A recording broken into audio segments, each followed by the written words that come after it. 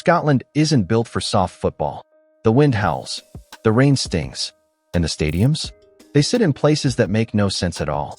From freezing coastal pitches to grounds squeezed between houses and factories, this is football played on nature's hardest difficulty. These aren't polished arenas. They're battle zones. Here, weather matters. Geography matters. Let's dive right in. 20. Pittodrie Stadium. This stadium sits in a brutal spot. It's squeezed between gray granite houses and the icy North Sea. Wind tears through the stands in winter. Rain hits sideways. Temperatures feel lower than anywhere else in the league.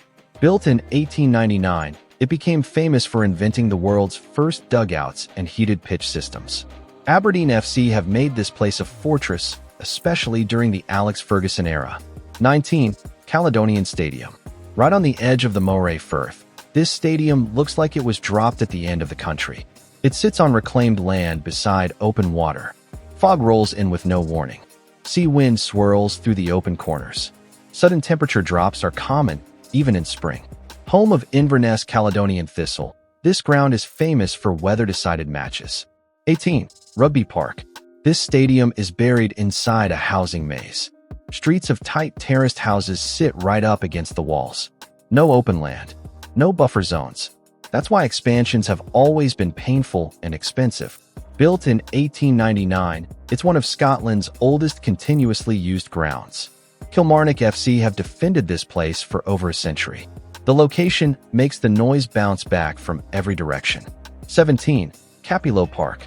This stadium feels industrial. It sits beside shipyards, cranes, docks, and a working railway line. Freight trains move behind the stands during games. The air smells like salt, diesel, and steel. Opened in 1879, Capello Park is one of the oldest grounds in world football. Greenock Morton have played here through shipbuilding booms and industrial decline. 16. Fir Park. This stadium is built on land that was never level. And it shows. The stands are misaligned. Corners feel tight. The east stand rises like a wall. It doesn't slope gently. It shoots straight up. Built in 1896, it became famous for awkward geometry and hostile sightlines. Motherwell FC call it home. Players talk about strange wind currents caused by the uneven stand angles. 15. McDermott Park. This stadium stands on exposed land above Perth. It's open farmland in every direction. No protection. No natural shelter. The wind has a straight run at the pitch. Built in 1989, it was one of Scotland's first modern out-of-town stadiums. St Johnstone play here. Scottish Cup semi-finals and youth internationals have been hosted here. The weather swings fast. 14. Tynecastle Park. Tynecastle Park is a concrete fortress dropped in a tight city housing. Tenements press right up to the stands. Roads wrap around it with no space to breathe. Built in 1886, it's one of the most intimidating stadiums in the UK. Hearts fans sit almost on top of the pitch. The noise doesn't escape. It explodes downward. European nights here feel brutal. 13. Easter Road. This stadium sits in a sunken bowl. Streets rise steeply around it. It feels hidden until you're right on top of it. The docks are close. Fog slides in on cold nights. Built in 1893, this is the home of Highland FC. The design traps sound. The slope of the surrounding streets blocks wind in strange ways. The atmosphere rises vertically. 12. Firhill Stadium. This stadium is hidden. Literally. It sits behind a canal, tucked between old factories and modern student flats. Built in 1909, it became Partick Thistle's home in 1909 and stayed that way for over a century. It feels isolated despite being in a major city. When floodlights come on, it feels like a private football island in the middle of Glasgow. 11. Excelsior Stadium. This stadium sits on high, exposed ground at the edge of town. There is nothing to block the wind, nothing to slow weather down. Built in 1994, it replaced the legendary Broomfield ground. Airdrieonians play here now. It's modern, clean, but brutally open. Wind changes the flight of the ball constantly. Long passes float. Goal kicks swerve. 10. Borough Briggs. It opened in 1921 and sits in a strange pocket of land. A cemetery on one side and the River Lassie on the other. The current capacity is 4,520, with about 520 seats in the main stand. The rest is classic Scottish terracing. The location gives it an eerie calm. No traffic noise, no city buzz, just wind, river sounds, and old gravestones behind you. 9. Recreation Park. This stadium is squeezed into an industrial estate, and it looks like it. The ground opened in 1899, making it one of Scotland's older continuous football sites. Capacity today is roughly 3,100, with around 900 seats. Warehouses loom over the stands. Factories sit just meters away. Delivery trucks rumble past on match days. Fans literally walk between loading bays to reach the turnstiles. 8. Palmerston Park. This ground was opened in 1919 and built on low, flat land beside the River Nith. That decision still haunts it. Capacity is about 6,300, with roughly 2,300 seats. It's one of the most flood-threatened senior grounds in Scotland. Heavy rain can turn sections of the pitch into mud within hours. Floodlights reflect off standing water.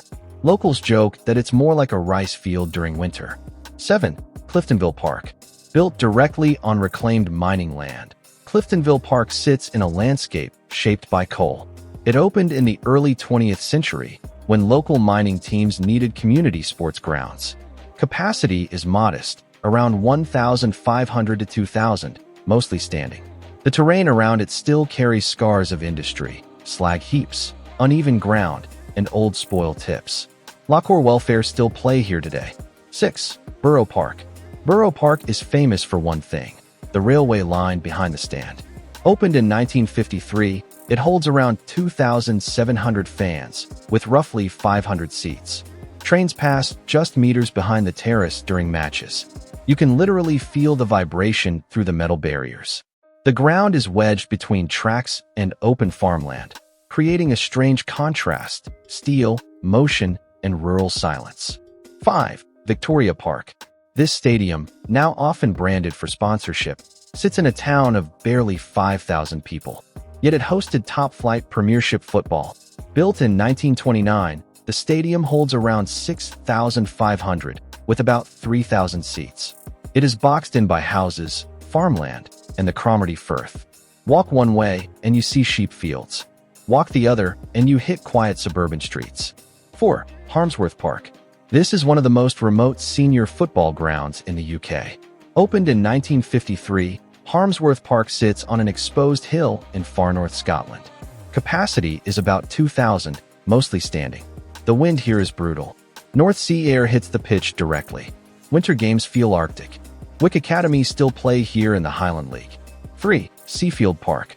The stadium sits among working whiskey distilleries. It opened in 1926 and holds around 2,500 spectators. Whiskey warehouses surround the stadium. On certain days, fans can smell fermenting barley drifting across the terraces. Rothes FC play here in the Highland League. Fun detail: the pitch is hemmed in by industrial buildings, giving it a boxed-in feel similar to old urban South American grounds. 2. Harlaw Park. The stadium is squeezed into a narrow urban corridor. One side has a railway line. Another side backs onto industrial units. Houses sit tight on the far end. Built in the early 1900s, the stadium holds around 3,000 fans. Everything about this ground feels cramped. The pitch runs parallel to train tracks, and you can hear carriages clatter by during play. 1. Castle Park. Opened in 1928, it holds around 2,000 spectators. It sits beside the ruins of Hintley Castle, surrounded by thick, high trees. When fog rolls down from the nearby hills, the ground feels medieval. Hintley FC still play here in the Highland League. The tree line traps mist inside the stadium bowl, creating sudden low-visibility moments in winter games. So that's Scotland's wildest football locations. Grounds built beside seas, on hills, in housing estates, and in the path of brutal winds. No luxury, no shelter, just raw football in raw places. These stadiums don't just host matches. They shape them. They change how the ball moves, how players think, and how fans feel every single minute. Thanks for watching, and don't forget to like, subscribe, and stick around for more football stories.